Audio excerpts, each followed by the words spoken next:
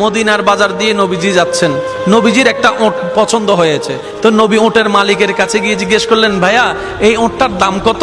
ওই দামাদামি হলো, নবী সে দামে কিনতে রাজি হলেন, কিন্তু নবীর কাছে তখন অর্থ ছিল না। তখন নবীজি ওনাকে বললেন, আপনি আমাকে ওটটা দেন, আমি এখনই গিয়ে আপনার সেই প্রাপ্যটা পাঠিয়ে দিচ্ছি। ওটের মালিক ওনাকে ওটটা দিয়ে দিলেন। আশেপাশে যারা ওটের মালিক ছিল সবাই জিজ্ঞেস করতেছে, এই পাগলা, তুমি কি যাকে ওট দিয়েছো তাকে চিনো? বলে যে না। নাম জানো? বলে যে না। পরিচয় জানো? বলে যে না। ঠিকানা জানো? না।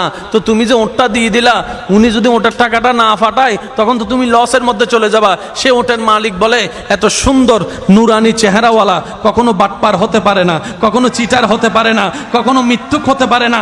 ওনার চেহারা দেখেই তো আমি ওট বিক্রি করার আগে মনটাই বিক্রি করে দিয়েছি, মনটাই বিক্রি করে দিয়েছি, মনটাই বিক্রি করে দিয়েছি। তোমরা যাই বলো, আমার মন বলে উনি আসবেই আসবে, টাকাটা পাঠাবেই পাঠাবে।